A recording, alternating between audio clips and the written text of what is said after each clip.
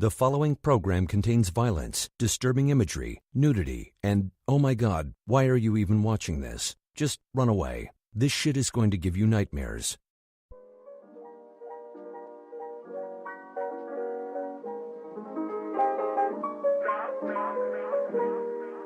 Recorded live at the Jerrad Show studios in Tampa, Florida. It's another episode of the Jerrad Show. And now, here's your host, Jerrad Suarez. That's right, back again for another episode of the Jerrad Show tonight. It's Monday, March 19th, 2018. March 19th. Did I say 18th? What did I say? It's the 19th of March. And it's a very special week here at the Jerrad Show. I hope you've been enjoying the here and there Jerrad shows that have been going on for the beginning of this year. I didn't have a New Year's resolution to do a podcast every day. That was what I was doing. I took a little bit of a break. And now I'm back. And I'm back for an entire week of shows. But, there's a but.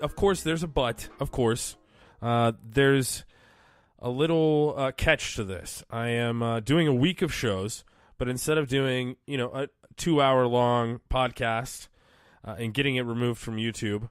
That's right. I did a 2-hour-long podcast entitled Men in Disney Animated Films Suck, and YouTube completely blocked it from the entire world. I don't know exactly why it was blocked. Obviously, it had copyrighted music in it, and you can't get around that, but if you are interested in listening to that episode of The Jerrad Show, the one that is blocked, you can go to jerradshow.com where you can get all of the episodes of the latest iteration of The Jerrad Show. There's almost 100 of them. We're coming up to 100 episodes. And I say latest iteration because there was a previous form of Jerrad Show that was going on. It was more guest-oriented. I really didn't talk by myself as much. I wanted to talk to people that I found interesting, and it all started with Jammaster James from the Hollywood Babylon podcast. He was the MC. You would hear him every podcast before the show. He would introduce Kevin Smith and Ralph Garman, and I got him on the podcast, and I was like, wow, man, this is really fun, talking to cool people that are doing cool things, and I think I want to continue doing this. So I started having all kinds of people on the show. I had rappers, I had musicians, I had comedians, and then I had this guy. This guy is super popular now. I don't even know. I think he has over 100,000 subscribers. I'm not really sure. We can click on something. Let me take a look at this and see exactly how many subscribers he has. Live Fast, Die Poor. That's right. I'm talking about Justin Scard. He has 85,000 subscribers. And this is not his main channel though. This is his Live Fast, Die Poor channel. Hang on, let me see this. Cancel. Let's see. Justin Scard. 108,000 subscribers now. When I talked to him, he didn't even have a Justin Scard channel. He just had Live Fast, Die Poor. Actually, I think he did have the Justin Scard channel, but he just did random videos on there. He did a lot of random stuff back in the day, and also with a lot of collaborations with him and other people like Byron Sen. Had a show called American History on Live Fast, Die Poor. And recently he did this whole thing. I guess maybe in the past 2 years, he's been doing this thing, Random Land Adventures, and he's gained quite a lot of exposure from this. But today on the podcast, I figured I'd throw it back to a classic because it is Classics Week here on the Jerrad Show, where I'm going to play podcasts from back in the day when it was guest oriented, and I'm going to talk to some of the coolest people that I could find back in the day. Starting off with this one, with Justin Scard, and I do all the intro and everything, and I explain who he is and everything in the podcast that I'm about to play to you now. So, what I'm going to do now, I'm going to play the podcast. I'm going to come back afterwards, react on it. I haven't listened to this podcast in probably, I don't even know. It's been probably 4 or 5 years since I listened to this podcast. Wait, when did it come out? 2014. Okay, so 4 years ago, January 24th, 2014. It's me and Justin Scard talking about Disneyland, talking about Disney in general, talking about making videos on YouTube. And, without further ado, here's me and Justin Scard. Hey, if you enjoyed Jerrad on this episode of The Jerrad Show, check him out on my show. It's The Call of Cthulhu. Yeah, I'm Satan's spawn, but he's not, and it's cool. Check us out at callofcthulhu.com.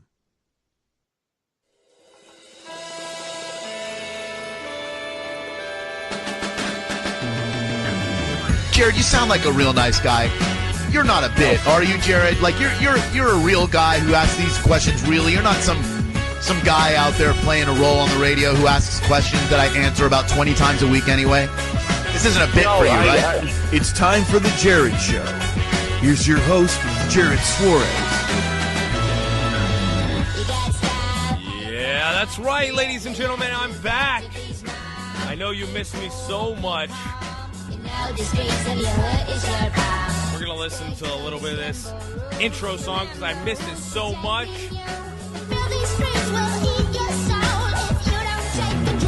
All right, enough of all that. So we're doing a show here. We're back at it. Thanks for you guys for tuning in on JerradShow.com, Stitcher, iTunes, everywhere you tune in. Thank you so much. Tonight, we have a special guest. Every guest is special here on the Jerrad Show, but, of course, this one might be a little bit more special than the rest. A couple months ago, I guess, sometime around last year, I got interested in Disney. I went to Disney World as I live here in Florida, and I just wanted to learn some history, some trivia to kind of surprise the people that I was going with and be like, hey, you know that right there, over there, that means this, or that was started back in 19 whatever. And it was a lot of fun. It kind of made me feel like I was a smart guy or whatever. And I looked at some videos online, and after a while, I kind of got interested in Disneyland. And my guest tonight is probably one of my favorite history, trivia, fact givers on YouTube. Justin Scard from Live Fast, Die Poor joins me on the podcast tonight. Justin, what's going on, man? Hey, what's up, man? We're getting all technological. Oh, yeah, dude. Connected by technology. It's like that Justin Timberlake and 50 Cent song. I don't know that song, but I am excited. I am excited to be on the Jerrad Show at last. Oh, man. I'm glad to have you here, dude, man. It's the first podcast I legitimately ever listened to because I live in the 19th century. Well, now you're even on your own podcast. We got to give a shout out to the Live Fast Die podcast. Yes, we sit in a room and waste people's time. We've done it twice. We might continue to do it. What do you think about it? You guys have done it twice now. Is it something that you think you'd want to keep doing? It's, you know what's funny is it's harder than it looks because sometimes you sit there and then you just end up staring at each other. So I have to give you credit because you never let it lull, you know? Yeah, I guess that's kind of one of the things that when you do a podcast, you never want to give that awkward pause or whatever. It always seems to happen, though. It always seems to happen. So yeah, the first time we did it, we had 5 guys in a room with no plan. Then the next time we had 3 guys, so it's a little easier. So I think we'll keep going. I never wanted to do it. I was intimidated, but I got outvoted by the other guys, so they want to keep going, so we'll keep going. Yeah. Now, how'd you start doing the podcast? Whose idea was it? Oh, that was all Byron, Sin, and Tyler Evans from LiveFastDiePoor.com. That was all their idea, especially once Byron went on your show, on the Jerrad Show. He was like, dude, you see, it was so fun. We have to do this. Yeah, I told you. And I was like, oh, okay, I'll give it, all right. Yeah, that podcast was a lot of fun, man. Byron's a great guy, and Obviously, if the listeners haven't listened to it yet, go back and check that out. It was a full hour of me and Byron talking about American history with Byron Sin and the Byron Sin Show. All good stuff at the Live Fast Die Poor website, and under your whole like kind of brand, or what is that? What is Live Fast Die Poor? Is it like a movement, or what would you call that? It's like I have no idea. It's like it's the umbrella under which we entertain each other and perhaps wasting valuable time since 2012. Okay, all right. Well, I mean, it may be wasting valuable time for you guys, but it's taking up time that it could be me sitting just around looking at any kind of stupid crap on YouTube, really. But wait, where was I with that? I'm sorry, I kind of got to crash with that. LiveFastDiePoor.com, and what is it? Right. Okay. So, I don't know I think that it might be, if I had to put a label on it, I would say it's more of a production company, I guess, for you guys. Maybe. It's really what it is really we just do a bunch of stupid stuff, make a bunch of stupid videos and podcasts, and we have Tyler writes these articles and stuff, and we just realized one day, like, oh, we all do this weird stuff, we should have a place for it. So we decided that while we were on tour with my band supporting this album called Live Fast Die Poor, and then eventually it was like we couldn't think of any other better name, so I was like, well, I registered livefastdiepoor.com anyways. Let's just use that. And everyone's like, okay. Nice. So there you go. It all spawned from the name of the album.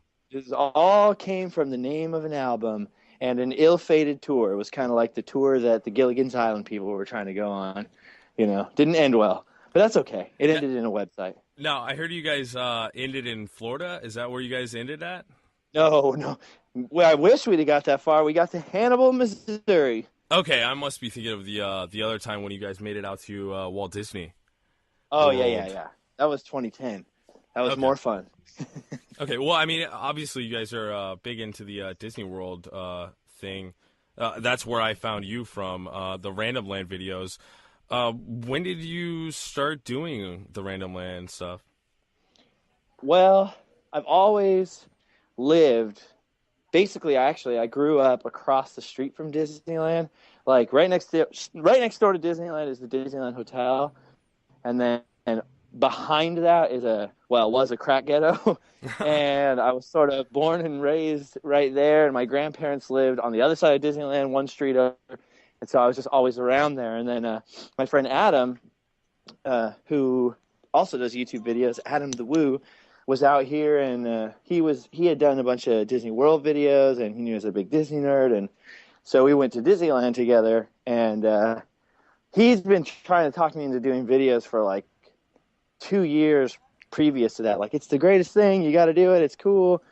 And the whole time, I don't even know what I would do videos about. And meantime, we were walking around Disneyland, and I'm just pointing. I knew he was a big nerd about stuff, so I was pointing out, little facts and stuff like that, or correcting some bad facts that cast members or whoever were giving us. And he was like, you should do a couple videos about Disneyland. So first I just started doing it to entertain myself, and since then a few people are watching them. So yeah, man, I'd say so. It looks like you're up to like 5,200 subscribers, which is quite a jump since I discovered you guys.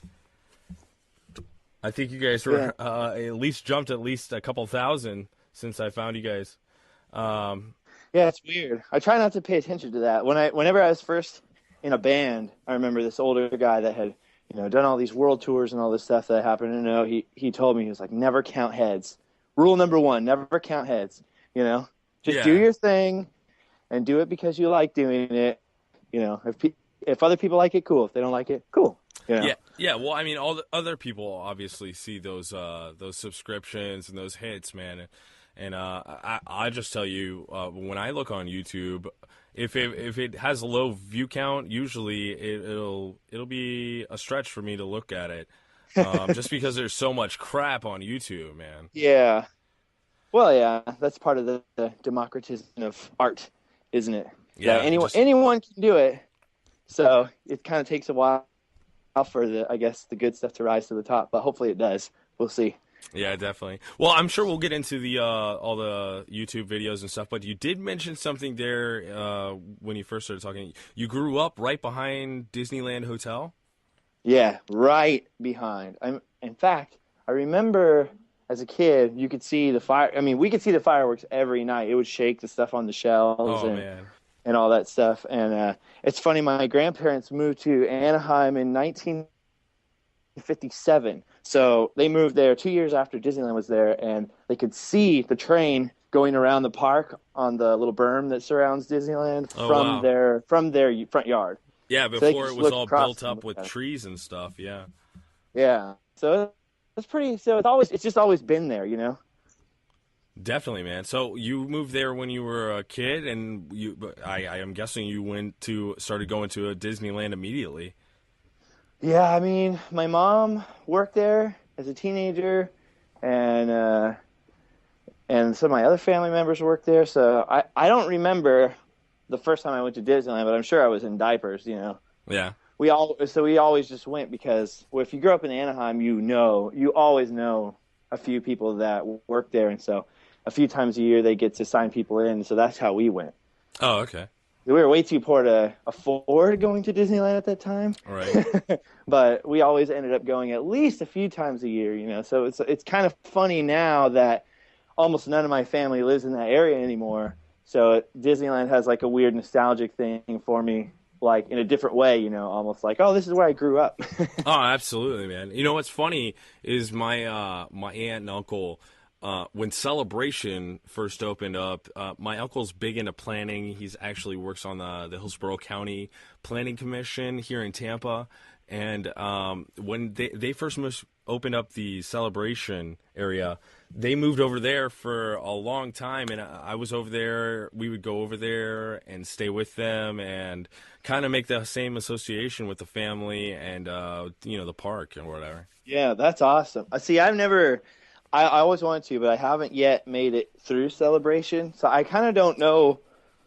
I don't know all that much about Celebration other than, you know, that it came out of the original idea for Epcot and all that kind of stuff. I don't think, does Disney not own Celebration anymore? Did they sell it? Yeah, they annexed the property off to Celebration. It's actually its own city, development, town, incorporated deal. I don't know what the actual technical term for the town is, but they don't own it, but it is Disney property. I don't know how they get around it. Yeah. I think it's like annexed or something like that. But basically, it always looks like the Truman Show to me. Oh, yeah, it's totally like that. Definitely. I think people get that kind of idea just because Disney has the name behind it. So they're kind of like, ooh, what kind of Imagineering have they put into this magical city? You know? Right.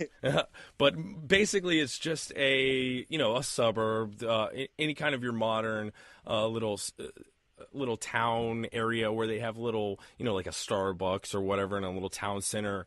Yeah. You know how the suburbs now, they kind of have their own little town center away from the city? Right. That's basically what Celebration was way back in 96 when it was first, becoming an idea.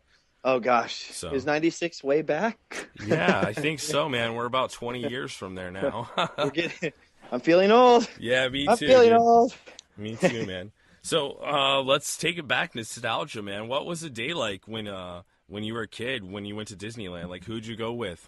What would you look forward to? What was your favorite attraction to go to?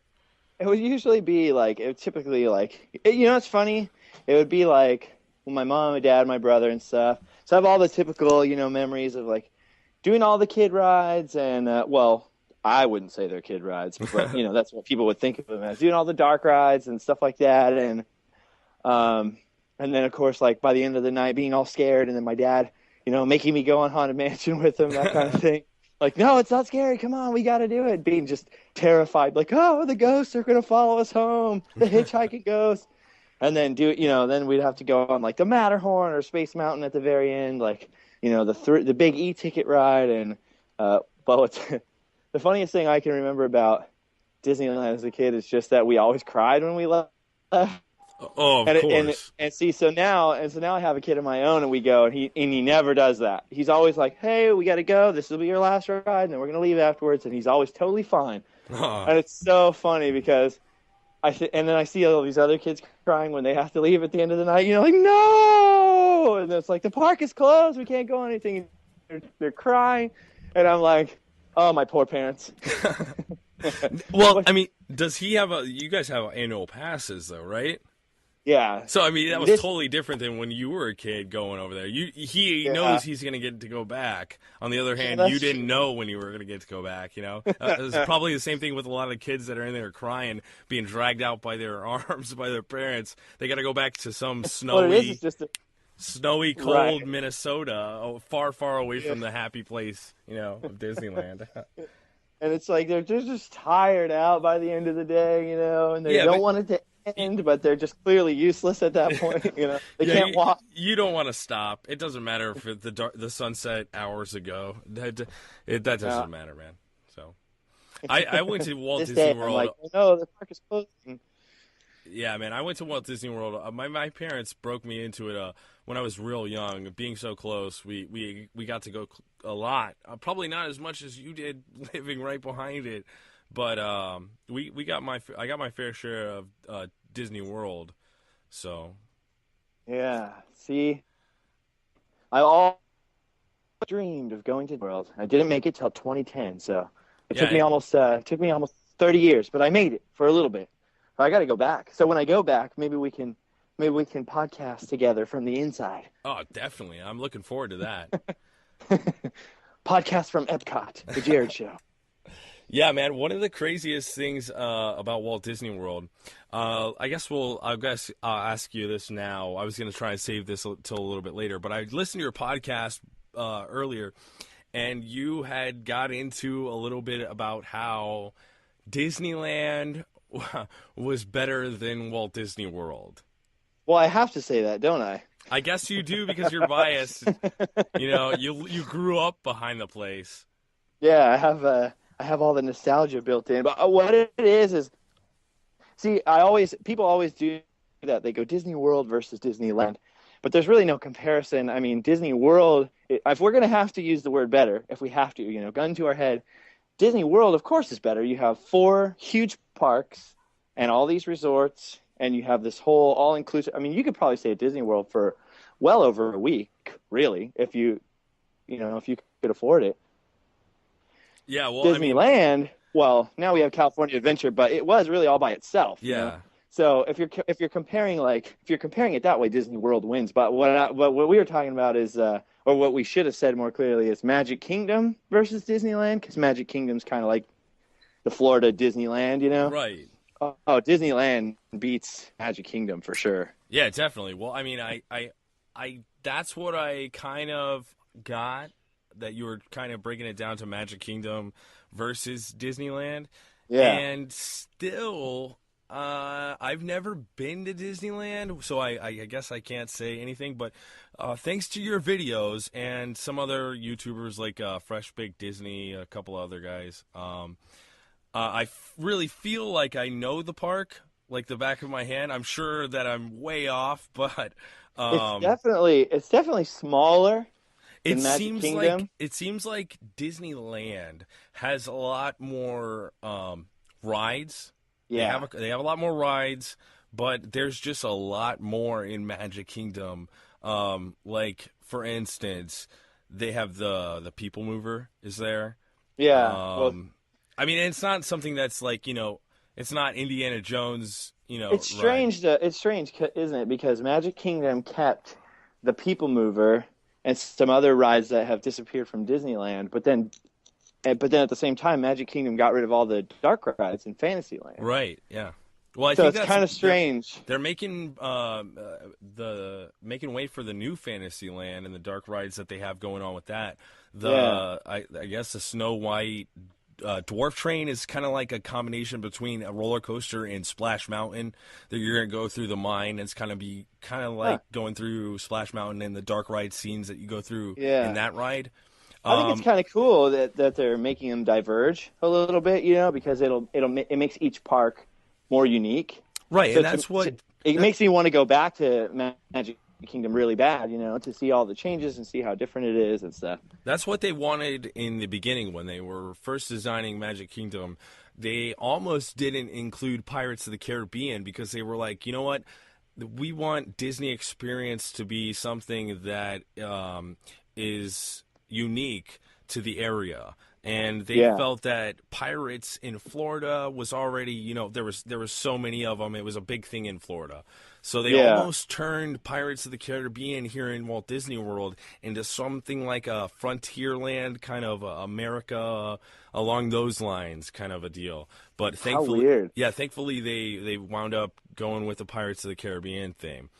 But speaking of Pirates of the Caribbean, see, Pirates of the Caribbean at Disney World is a lot shorter.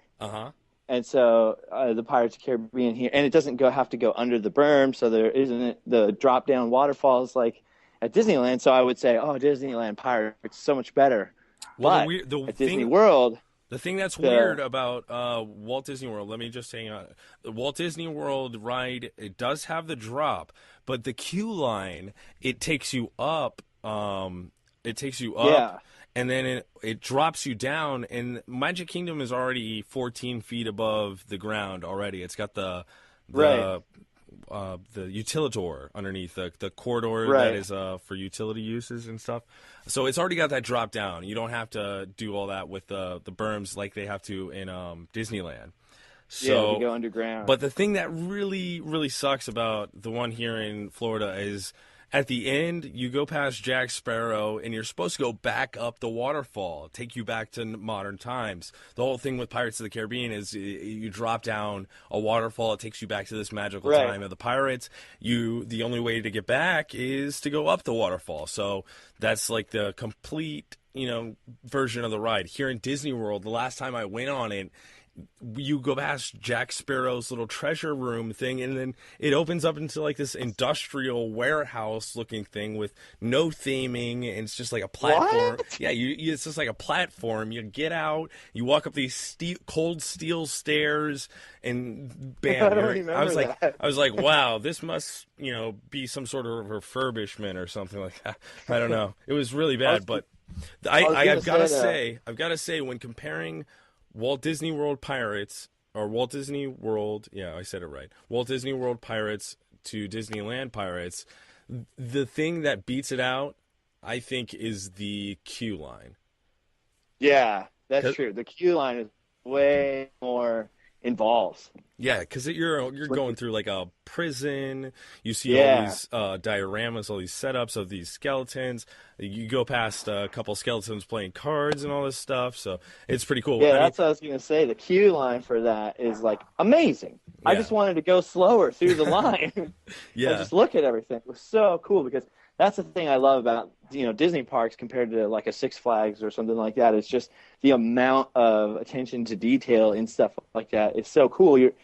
Especially like a queue line like that is part of the experience. I never understand people who want to skip the line because some of these queue lines is what gets you into your imagination in that time and place before you take the ride. Yeah, definitely. It transports you. That's the whole thing about the rides being in the themed areas of the park. It completely transports you to a different area, in a different world, really.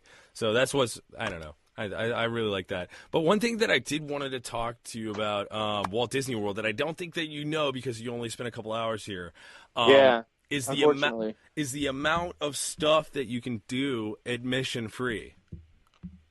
Right. I mean, did you know I wrote down a couple of different scenarios actually. So like the Port Orleans Resort, for instance, you can go to downtown Disney, park downtown Disney, and then take a boat, a ferry boat, a small little boat to New Orleans. Basically, you're in New Orleans. You can walk around the New Orleans architecture, listen to jazz music, have beignets. It's really awesome. I mean, just the detail that they would put into something like a queue line. Just imagine what they do to a resort, Yeah, I haven't. I was so badly want to go back and just spend time checking out each one of those resorts, especially the Polynesian resort.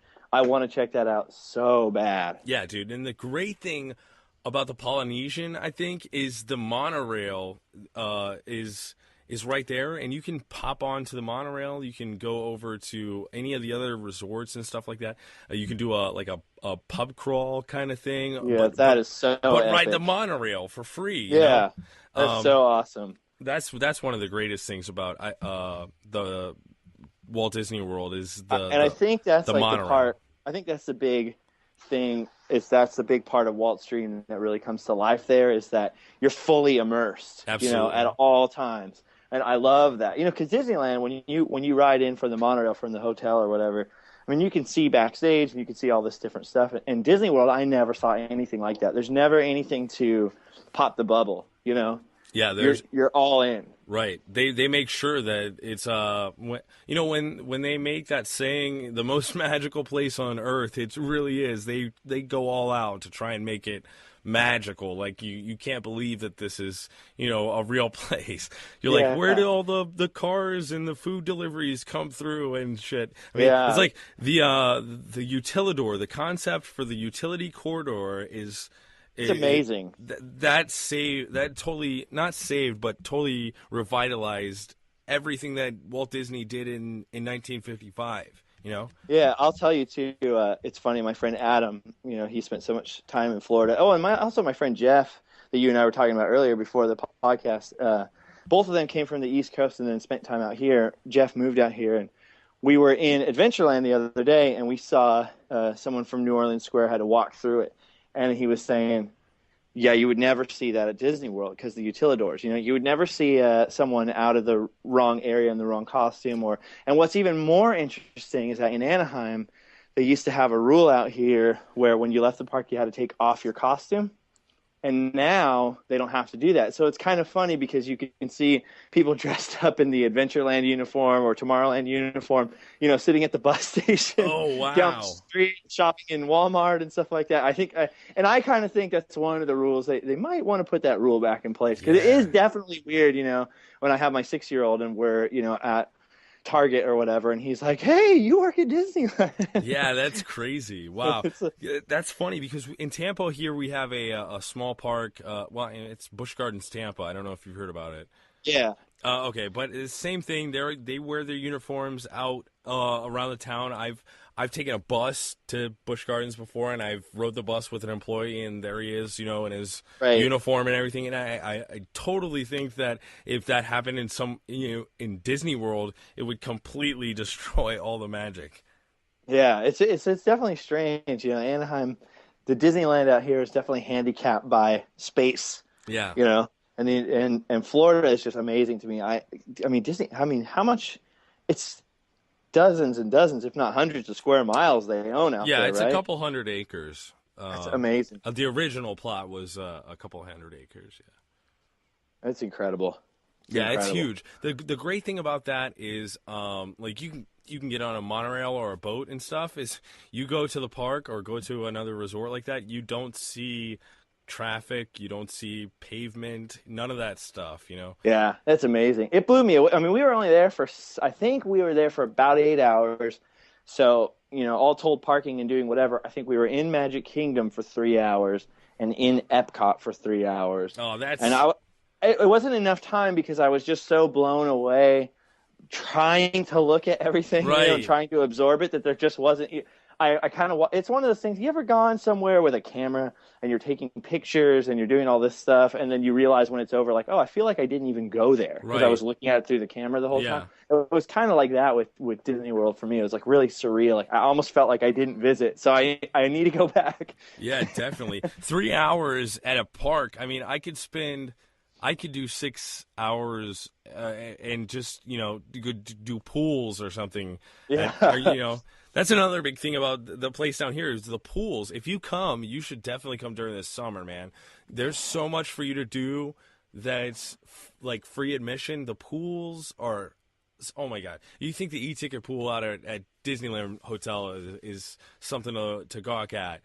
The Polynesian Hotel pool is like a volcano slide.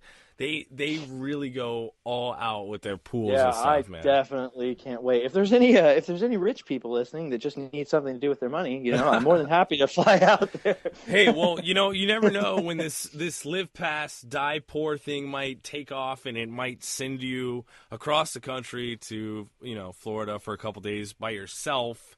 Because I guess when you try to make a Florida vacation and all that, you gotta include the fam and think of their what they're gonna want to do. I mean, I'm sure just by yourself you'd be content with doing the minimal. Yeah, I just have to wander. Just I just surviving. have to spend like a month out there wandering.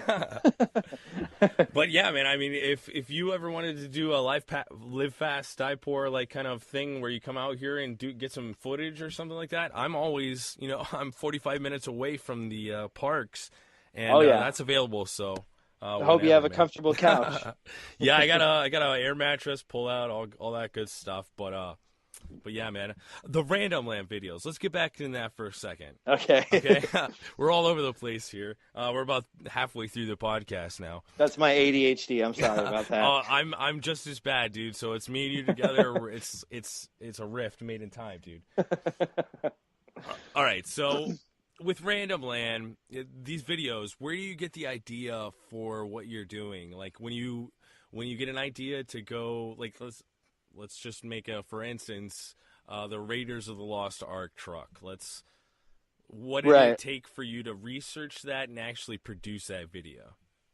What's weird is like most of them I just know, like I don't know. I couldn't really like pin down where I found certain things out. It just being there so much, I had just like absorbed it or looked at different articles or something over a long period of time to where I just knew the story really well.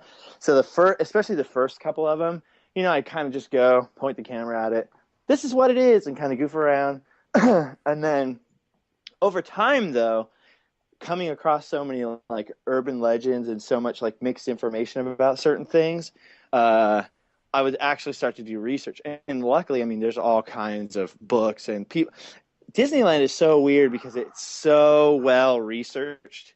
I mean, it's probably more, I would say Disneyland is better researched than the Battle of Gettysburg. You know what I mean? Like people have dissected every little spot in the park. They know which sculptor, sculpted or worked on these certain lampposts. I mean, every little detail is so well documented, and not that there's not new things for them to discover. So luckily, there's a treasure trove of stuff like that, and then there's certain people that I can call up and ask them. But yeah, the Raiders of the Lost Truck one was interesting because when they first put Indiana Jones there, I think we were there on dedication day when they opened it to the public.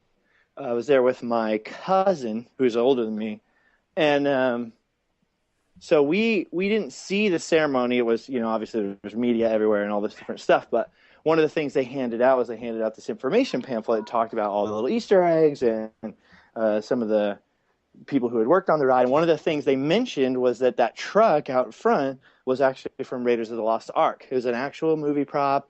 It still has these handles with golf balls attached to the top for the stuntmen to hold on to and this whole thing. Huh. And it's just weird. It's one of those things that just walking through, I happened to mention to someone. They're like, really? They're like, yeah, that's really the truck. And then they were trying to find it online, and it took them a long time to find anything about it. So that was one of the things where I was like, oh, maybe I should do a video about that and just kind of point it out, Yeah, man. Well, so, that's awesome that you grew up knowing that little fact. Yeah, it's kind of weird. And then there's other ones, like I just did one about the ticket booths when you used to have tickets for each individual ride. Oh, right. And now they took those out the year before I was born. So I had no way of knowing, firsthand where the ticket booths were or anything like that. So that one was interesting because I had to call people like my aunt and stuff like that and actually read a lot about it. And luckily there's a couple of blogs like Vintage Disneyland Tickets.blogspot.com that have, so much information about the tickets and stuff like that. And so now I'm doing a lot more homework each time, not because I don't know the story already to a certain degree, but just to make sure that, if I'm going to take the time to do this, I want to make sure it's not completely wrong. Yeah. It also seems like you're kind of put a little bit more into the videos, into the production aspect of the videos. That video that you were talking about with the ticket booths, I remember you had some printouts of some tickets that you were, waving around, and Yeah. I think that one was the one where you started putting graphics in. It might have been the one with a sky ride. I don't know. But it seems like you've been putting a little bit more production into this recently. Is that just because of the popularity? I think it's one of those things where like I definitely just do them to keep myself entertained, or that's how they start, And then it's like when you write songs, if you're in a band or something, like you try to write the song you want to hear, So Right. I think I've just gotten maybe a little bit better, hopefully, at doing these. And then I go, oh, I would want to see what the House of the Future looked like. I don't want just someone just to point the camera at where it was, Right. So then I did get permission to use some vintage photographs from this guy, Dave, who has a website called daveland.com, and it's like or davelandweb.com, excuse me. It's the craziest treasure trove of vintage Disneyland photos. And then even then I was like, well, I kind of want to see it in context. So I drew the House of the Future like an Illustrator or whatever, and then I popped it into the video. And so I think I don't know that I guess I am putting more effort into it, in a way. But I think it's mostly just because like I just know what I would want to see. Well, it's evolving too. Yeah. The same thing with the podcast, like that I do. I listen to it and I figure out. I self-criticize myself. I'm like, I like that. I don't like that. This is what I'd like to do, and I guess that's kind of what is bringing this more production to the videos for you. Yeah. You're Well, self-criticizing yourself. That and one thing I never expected is like a lot of kids watch, and so that's really cool. Like they get really excited about different stuff, or just different people who remember certain stuff, And so then I kind of also feel like, well, I want to do a good job for those people too, I mean, I'm definitely still going to be prone to just rolling around on the ground and sniffing trash cans and doing weird stuff still. But at the same time, like I'm like, oh, if I'm going to do a video about the House of the Future, I'm only ever going to do it once. I might as well do the best I can. Yeah, definitely, man. That one's funny because I actually got a hold of Monsanto since they sponsored House of the Future and had built it. And I was talking to this lady in their public relations department back and forth for a long time, trying to get them to get me pictures or give me permission to use some of their archival footage and stuff like that. And it just wasn't going to happen because they were really friendly about it, and they were really appreciative that I wanted to cover the subject and the whole thing. And they did find some material in their archives, but then when it came time for like lawyers, they were like, "What do you want to do? You want to put it on YouTube? What? Yeah. I don't understand what you're trying to do." So no, they're like those YouTubers. Oh Yeah. no, get those away from us. like I don't think that new media stuff has really. I don't think some people understand it yet, really. Well, I'm sure that Monsanto has some sort of understanding of where they are under the social networks or whatnot, what people think of them. Well, what's more surprising, because I told them, I'm not going to talk about anything controversial. Exactly. I simply want to talk about the old House of the Future and what a cool thing it was. Right. And they should have been like, oh, somebody wants to talk about something positive in our history of America? Yes. Yeah, that's what I thought. I was like, I'm not going to talk about how I don't like that you're trying to patent life. Yeah, or I just want to talk about the plastic House of the Future. That's all I want. But the lawyers didn't like it. So yeah, they heard YouTube and they were like, no, there's comments that are gonna be made. I guess so. I guess so. Oh well. Yeah, I Can't really win 'em did. all. I did enjoy that video. I saw the a couple of I guess the old Disneyland video or the TV show Disneyland when they had a little bit of the Monsanto House of the Future, or maybe that was a Monsanto production. I'm not quite sure. I think you you put a link to it in that video. Yeah, that's their video, and that's the one I was trying to get permission to use the footage within my own video, because I don't want to use anybody's pictures or anybody's anything without, without permission. It would be weird if you all of a sudden you're watching a YouTube video and you're like, hey, there's my picture, or or whatever. So Now, it just wasn't meant to be. So I just drew it myself. I was like, all right, I don't need you, DIY. Let's do this myself. It turned out great, man. I love the little drawings and how you throw Frank in there. The little Live Fast Die Poor alien or whatever the heck he is. He's a poverty monster. Okay, he's a monster. Okay, he kind of reminds me of Mike Wazowski from Monsters Inc. People say that, and what's funny is it wasn't on purpose. It was just we were like, we need some kind of thing. Well, you get a cycloptic monster, a single-colored monster.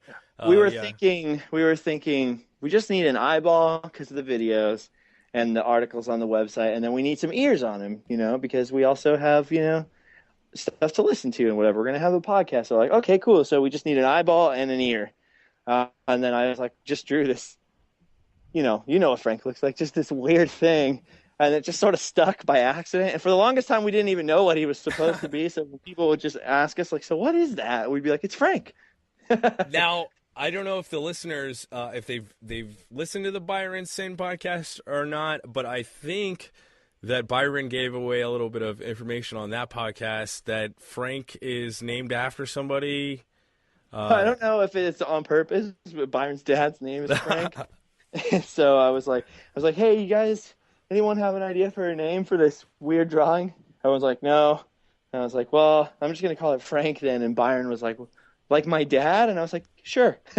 Frank. All right, it's Frank. There he is. That's awesome, man. No, Brian's a cool cat, man. I really enjoyed having him on the podcast, and we still stay in touch every once in a while. I try to stay in touch with you guys, you two as well. How did you guys get together? I know he's in the band, The Scarred, but he also does videos for Live Fast, Die Poor. How did you guys get introduced? Byron played, what did he play? He played guitar in a band called Destruct, and we took them on their first tour, The Scarred did, before he was in it, years and years ago, in the before time, in the long, long ago. And so then we just kind of hit it off, because, Byron's like he's just a funny guy. He's a weird, funny guy. Dude, Byron is hilarious. I love Byron Sin, dude. A couple years later, my bass player moved away and moved out of state. So Byron just volunteered to play bass. So then he ended up being in the Scarred. And then through touring, we knew this guy, Tyler, who writes articles and stuff from Georgia.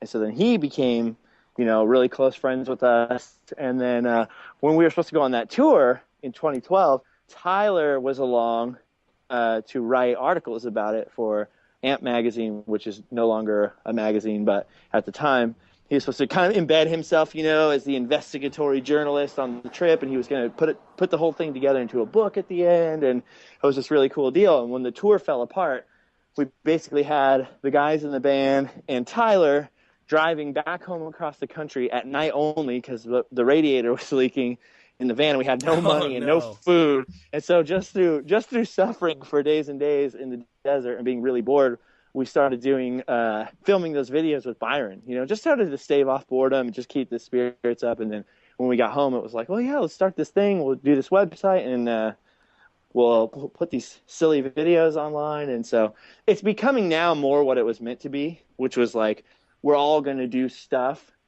and this is sort of just a website where all the different stuff we do to entertain each other is going to live. And so, yeah, we started doing, Tyler wrote most of the scripts, and I did most of the filming and editing for American History with Byron Sin. And then as time went on, it was clear that people didn't really get the joke. A lot of people told me, they're like, I would show them the videos and they wouldn't laugh. And I think they're hilarious, and they wouldn't laugh. And I go, so what'd you think? And they're like, I don't know when he's lying or not. Like, did the guys that started McDonald's really have a giant dick burger on the menu? And I was like, no. So it seemed fairly obvious that we were being, funny, but I guess it just didn't work. It just didn't really, I don't know. It didn't pan out. So then we started the Byron Sin Show, which is more like that was a lot Tyler's idea, to start a more of like a kind of an ode to, 80s and 90s sitcoms, but just with Byron, just random stuff. Like the newest episode where he he tells his friend Davey about the dangers of smoking. He finds him under the bleachers smoking a cigarette, and has to convince his friend not to smoke, and the whole thing. So it's just pretty funny, So we're still doing stuff with Byron, and then Byron's starting to film like videos of himself just like going around town doing random party stuff, and then of course I started doing the Disneyland videos, and now we've got Tyler, and we're starting to film a series with him because he's just a music journalist. So we're doing Tyler Evans Rock Journalist, where we went to Johnny Cash's boyhood home, and it wasn't open to the public yet, but the university let us in, and we got to wander around there. And then he just put up one, now it's on the Facebook, I think, of Leo Fender out here, started Fender Guitars, and so we went to Leo Fender's first little shop and sort of talked about the history of Fender and how it started here, and so that was pretty cool. And then he has more in store too as well. Yeah, that's awesome, man. That's really great how everything is coming together.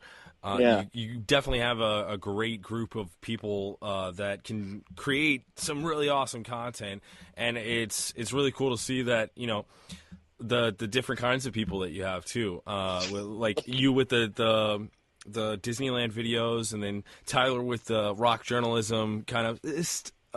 Still along the same lines with the history or whatnot, and then Byron with the American history with Byron Sen, the history, there it is, but bringing a lot of the Byron flavor that Byron brings to everything. So, right. But yeah, man, I'm really excited to see what's going to be going on with you guys here in the upcoming future. I myself am a big fan. That's how I got introduced to you guys. Is just started watching your videos, and after a while, I wanted more and more and more, and then I kind of became one of those guys that's checking YouTube every day. Oh, let's see what the channel has today. Is there a new video? Yes, awesome. Yeah, now we've got, so everyone's got their own individual channel, so like the website's becoming more important to like tie it all together. But one of the cool things is we're starting to meet now like these other people that are doing these weird creative things, like these guys from Utmost Studios that are doing this cartoon series. And these guys, like, they build weird stuff. Like, they build remote control cars to test ramps for the X Games, and they do all kinds of weird production company stuff and After Effects and all these different things. And so on the side, for fun, they started doing this weird cartoon where they're hot air balloons with no arms or legs, and their faces are the baskets, and they're just having these random conversations, and they're like. They're not crude and they're not dirty, but they're just really random and funny. And so I hit we connected right away, and I was like, we've got to be able to post these on the website, man. These are too good. And so now they want me to do a voice in one of their cartoons, and I think Tyler and I are going to try to write some scripts for the thing. So it's cool because and then we meet you, people like you, and then we're just meeting it's really exciting to meet all these like different creative people in different parts of the country. We met this guy, Jerry Cook, up in Minnesota, freezing to death right now. Jerry, he's got like he's got like a bunch of weird videos that he's done, and like some random, he was doing this. I didn't even know it was him at first. He was sending me these like 15-second videos called Crazy Unknown Facts About Jesus. And it would just have this weird theme song, and it would have like the buddy Jesus with the thumbs up would pop up, and it'd be like Crazy Unknown Facts About Jesus, and it's like Jesus has a brother named Jeff. It's Crazy Unknown Facts About Jesus. Just weird random stuff. So and then he's helped us out by like sending us some cool stickers, and it's just really cool to meet all these different people who are into different stuff, that I would have never met playing and touring in a punk band, that I can now meet and just sort of get to know all these people from different walks of life. And then we all have like these weird things in common. We're all big dorks about just different weird stuff, whether it's Disneyland or history stuff or just random comedy, so that's pretty cool. It's pretty exciting. Yeah, man, that's the magic of the internet. That's That's what's going on these days, dude. Just bringing people together. Everybody can create content. There's no limits anymore. It's awesome. So it's really cool, and and I have to give a lot of credit to my friend Adam, because we were on tour together, our bands, and then he was starting to do these YouTube videos. And at first, I mean, no one was watching him, and you know, he'd have like 50 views, and his own friends, because he was in a band like me, his own friends that were like band people would be like, "What are you doing, man? You know, it's so silly, and you know, why are you wasting your time with YouTube?" And I remember him years ago saying, "You just wait and see. You know, I'm going to sell all my possessions. I'm going to pay off my van, and I'm going to live in my van and just make YouTube videos until it works itself out." And so far, and he's managed to do it, and it's the most amazing thing. He wanders like all over the country to this random places and does all this stuff. So he was a big part of encouraging me to come out from behind the camera and like do stuff, you know, in front of the camera and like be a bigger part of my own thing, I guess. Yeah. You know? And so give him I credit. I think that you know, knowing that now, it seems like Adam kind of probably was, you know, helpful in the fact that brought you the crazy, you know, silly voices out of you. And I kind of think that Disney World or Disneyland kind of just does that to us. You know, normally whenever you get into Disneyland or Disney World, you kind of start acting like a kid, you know, making crazy voices and stuff. I found myself doing it in the past before, but I'm just always always like that. Actually, you can go back. That was the thing with me and Adam, is we're exact same in that way. Like if you go back, Adam did the tour documentary of our two bands on tour, and it's on YouTube. If you look up The Scarred and the New Threat on tour or whatever, and it's like an hour-long or 2-hour-long video. Oh, and you just see that both was of the us first. Wait a second. That was the first Byron Sin American History with Byron Sin. Yeah, kinda. Oh, that was like where it first started. I remember that. Yeah, making weird jokes about wherever we were at, and and so that was one thing. Is like Adam and I were both the weird guys doing weird voices and being spazzes the whole time. That was a big thing. Is he's like, "Look, man, look at me. All I'm doing is doing the thing that we both do anyways, which is just be spastic weirdo." And it's cool, and people like it. You should put yourself on camera because you're a spastic weirdo like me. And so I'm really excited because he's on his way here actually right now. He's going on tour with this band Guttermouth, punk band, and then when he's done, he's going to spend some time out in the Old West with us. So I'm pretty excited to team up with him again and get some shenanigans going. Awesome, yeah. You guys are going to do some videos in the Old West kind of theme? We have some plans. Awesome. Dude, the Calico Ghost Town, awesome. That was a great video, dude.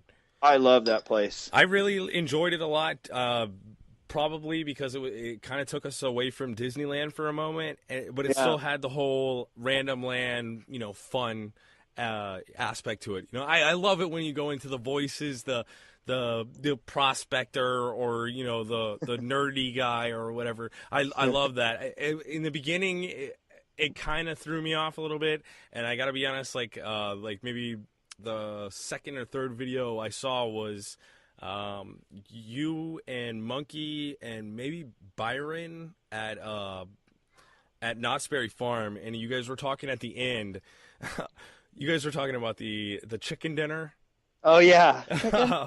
And you started just calling, like, everything chicken dinner. Like, chicken dinner window, chicken dinner curb, chicken dinner possum. You started, like, following the possum around. I was like, oh my God. Yeah, it was the boysenberry thing. Like, look, they have boysenberry cookies. Boysenberry syrup. Yeah. That's just me. What's funny is, like, so, you know, these videos are out there now. Some of my friends that just really never seen that side of me are like, whoa, dude, you're so weird. And what's funny is my wife, she doesn't even laugh at him because she's like, what? It's like real life. You just, she doesn't even laugh at it anymore. Right. That's just a normal, like, everyday there Justin. Yeah. There he is at dinner with my boss, you know, saying, chicken, yummy, you know, weird. I'm weird. Oh, okay. Dude, it's awesome. I love it. It was a little bit off-putting at first just because I wasn't ready for it, but once I got used to it, dude, I'm telling you, I love it now. It's so awesome. The little voice you do, the nerdy, yeah, yes, yeah. That guy is hilarious. Yeah, you know, it's funny, that video when I went to Roswell, New Mexico, and we did some videos there. And there's a guy in the videos, kind of mostly in the background, named Chris, who was my friend that ended up moving out there, and that's why I was out there. He's the one that him and I used to do that voice all the time. It started from we were in this band and we'd go on tour and we'd stay up all night just making weird quoting Pee Wee Herman. And it just morphed from there into this weird voice like, geez, yes. And then I got to give props to Chris Warren out there somewhere in TV land for that one. Yeah, thank you, Chris, because I love it. We're just weird. We're just everyone is weird. Yeah. Everyone is weird. We're just not as afraid to show it. Yeah, dude. I think the fact that Disney, it kind of brings you back to that whole child. It brings that child out in everybody, really. Yeah, so you know what it is about that place specifically is that because I like doing videos other places, and I will do more of them as whenever I have the resources to put gas in the gas tank, because Disneyland is still like right down the street from me. Yeah. But what it is about Disneyland is like you can't help but your imagination, the attention to detail. You just can't help but your imagination start going into overdrive. If you have any imagination at all, that place just sets it on fire. Oh, definitely, man. That's what it's made for. That's what he built it for. I love it. Yeah, dude. So what can we expect from Live Fast, Die Poor in the fantastic year of 2014? 2014. Well, first, see Adam the Woo. So youtube.com/Adam the Woo for anyone that is unfamiliar with the strangeness of Adam. He's coming out here and we'll be teaming up some and doing some videos together. And then we're getting Tyler Evans, rock journalist, going. So we'll have some more rock and roll history at different places. And, of course, we're going to do a couple more American histories with Byron Sin. And then we have the Random Podcast where we sit around and talk about random things. Yeah.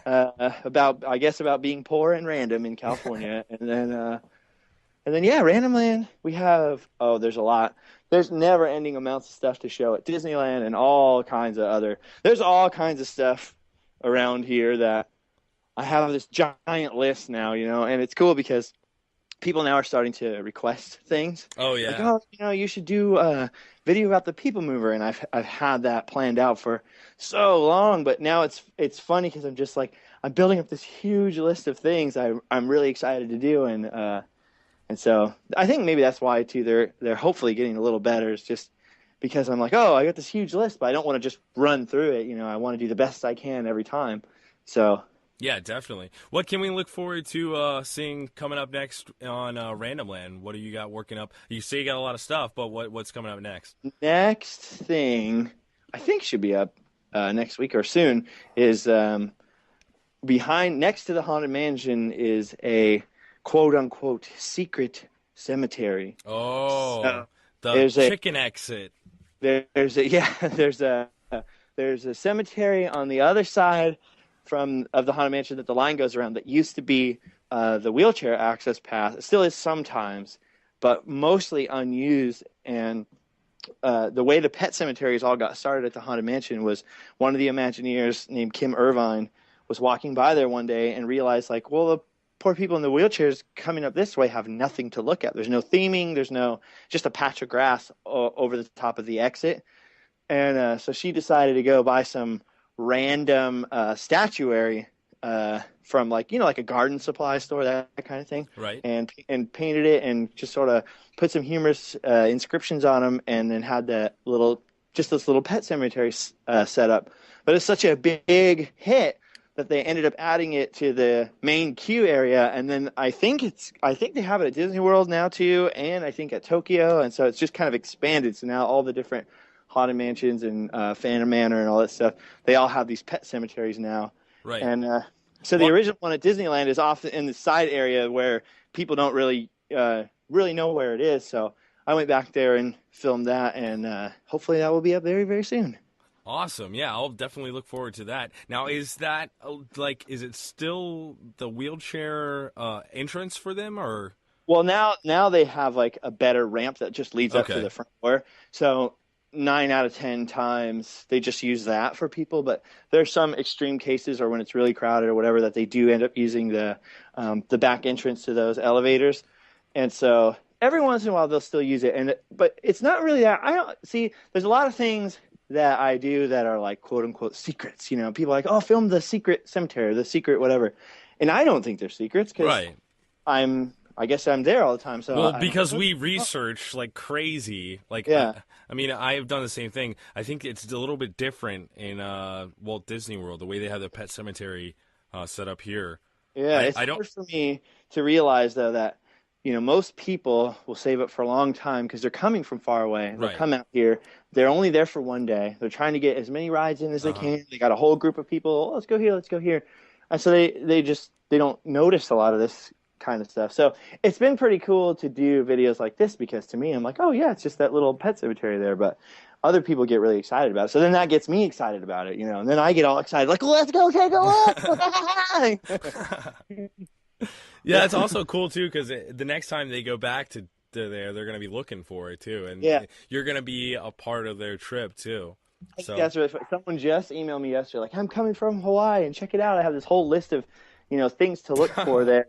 What I didn't realize too, and I've now realized a lot more from talking to people, is that the biggest, and I wrote a big long article on the website about this, is that people go there and they're really just trying to cram in ride after ride after ride, and they don't realize that even at Disneyland, as small as it is, you could go there and not ride a single ride and still have plenty to look at and plenty to check out. And I think it's really cool to have a whole list of things to look at and go do that aren't necessarily like, you know, the rides.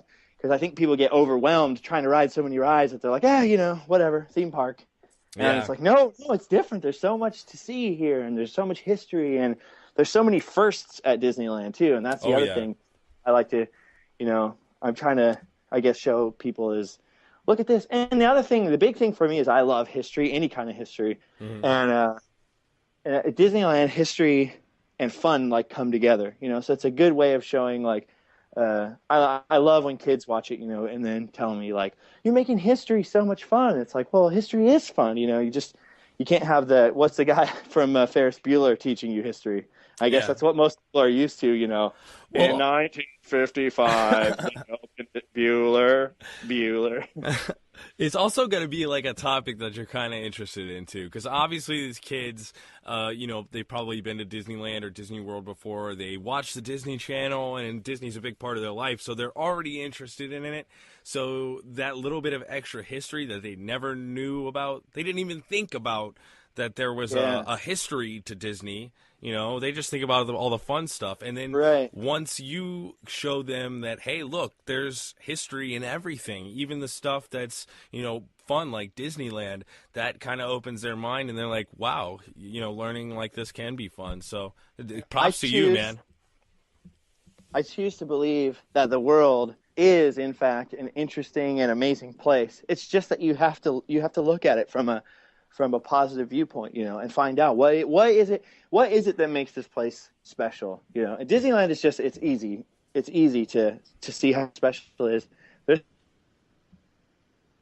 stuff like, but there's so many other things to see and check out. I can't wait to do. It's just, I'm trying to be patient, you know, one video at a time. Yeah, man. Well, keep it coming, man, because I'm enjoying it, and I'm sure a lot of the listeners are enjoying it. And hopefully you get a couple more viewers off this podcast, some new listeners or some new viewers. Aboard. Welcome aboard, everyone. Check out livefastdiepore.com for all of the random land and everything that Justin does. And thanks a lot, man, for coming on the show today and talking with me about Disneyland and your videos and all that kind of fun stuff, man. I've had a lot of fun here with you, man. Oh, we could keep going forever. We'll have to do another one, or before this turns into the first 2-hour Jerrad Show. Definitely, dude. You know what? And I'm totally open to being on your podcast anytime. We can do this the same thing. I don't know if you can set it up the same way I've got it set up. You'll have to teach me. You'll have to teach me the technological ways. Yeah, definitely. And also, I guess, you know, in a perfect world, it would be great to have, you know, you and Byron on together, or you and Adam on together. You know, eventually have you guys. You have to have Adam. Yeah, you've got to have Adam the Woo. Oh, definitely. Adam the Woo, for the listeners that might not know exactly who he is, definitely go check him out. This guy has done some crazy stuff, including breaking into river country here in Florida at Walt Disney World and get some spectacular video. I think it's one of the very few videos that you can actually make things out and kind of see what's going on there. But yeah, Adam the Woo, definitely. I'd love to have him on with you and with Byron. Byron's a lot of fun. Hopefully we can have him back on. Just have the whole livefastdiepoor.com crew on, cross promotion. All this chaos. Good stuff, man. I love it, It'll dude. be chaos. Awesome, man. Well, thanks again for doing this, and thanks to all you listeners for tuning in to JerradShow.com. Make sure hit us up at iTunes, give us a subscription, a rating, tell them you love us. Hit up Stitcher. Those guys want to know that you're listening to us. We as love well. Jerrad Show. All right, till next time, thanks for listening, and have a great week.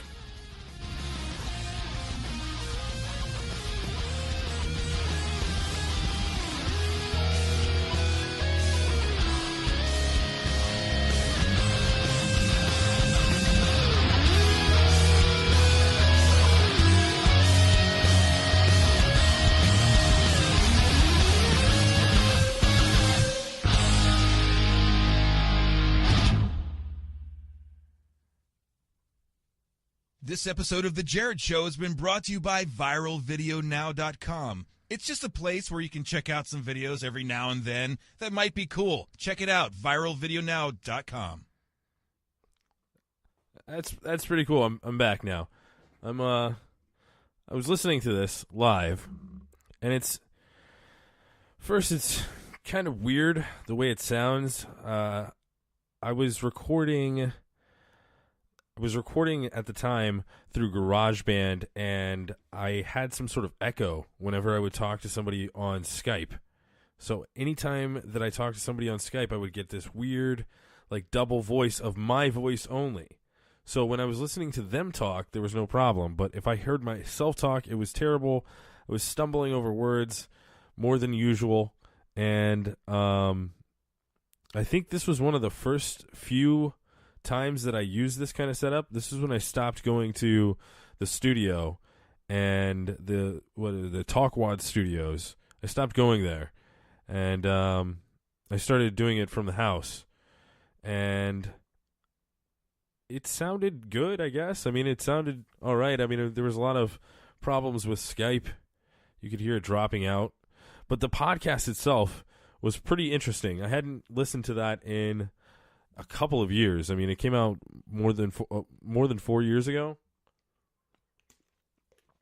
It was really crazy to hear Justin talk about never had been to Florida, or never had been to Disney World except for one time when he was only here for 6 hours, and he went to one park for 3 hours, went to the other one for 3 hours, and that was it. That was his total experience of Walt Disney World.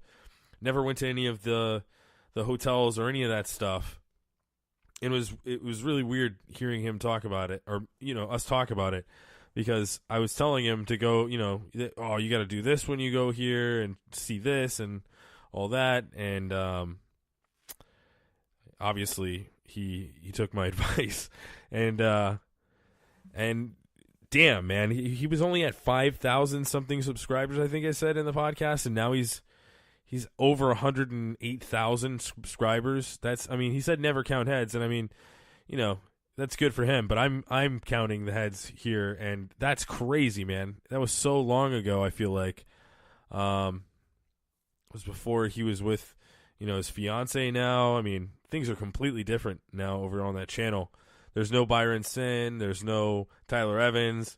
He cut ties with all of them, and just went on to his own thing. I don't even think he's friends with them anymore. He might be acquaintances, friendly to them, but not like in their lives like he was at that point. It was crazy. I know he still does stuff with Adam the Woo, and I would still like to have Adam the Woo on the show. I still watch his stuff every once in a while. His stuff is completely different now too, man. It was so long ago. I mean, 4 years, it's crazy how much changes in 4 years. I mean, Justin is huge now. It's just really crazy. The beginning of the podcast was really cringy, I felt like. I don't know.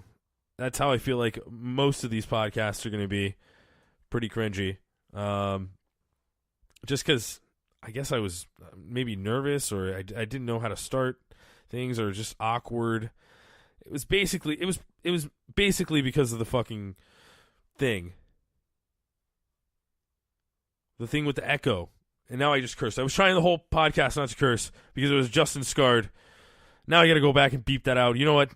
I'm not going to. This is a Jerrad show. This is my show. I do what I want. I don't care. God, why did I have to break the rule of no cursing?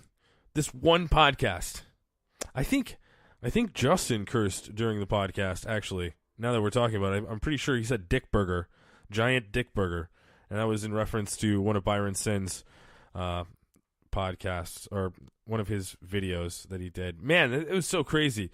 Because I haven't talked to Byron Sin in a long time. I've talked to him here and there on Facebook, but since like actually talking to him, I mean, probably at least three years. I mean, and Tyler, I mean, I talked to Tyler a little bit earlier, or late last year. I talked to him. We became Facebook friends again, and but it's just crazy, man, how different things are. I'd still like to get Adam the Woo on, and there was somebody else that he said that I wanted to get on. I don't know, but that's what this whole Jerrad Show Classics thing is. This is what I'm trying to do here. I'm trying to put some old interviews on so I could possibly have some content to get people to base off of what I was doing. If I can still do an interview type of podcast, there's some credit right there. I'm gonna put it up there. So that's what this podcast is for. That's what this whole week is for. In fact, I've got plenty of podcasts to play this week, including some that you can't get on the internet anymore. You can't find them; they're off. I found a couple of them.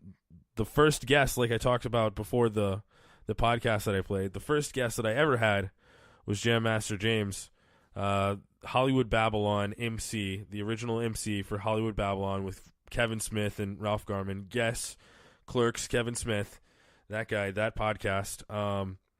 I had Jammaster James on, and I was at Talkwad Studios at the time, and I just I just winged it.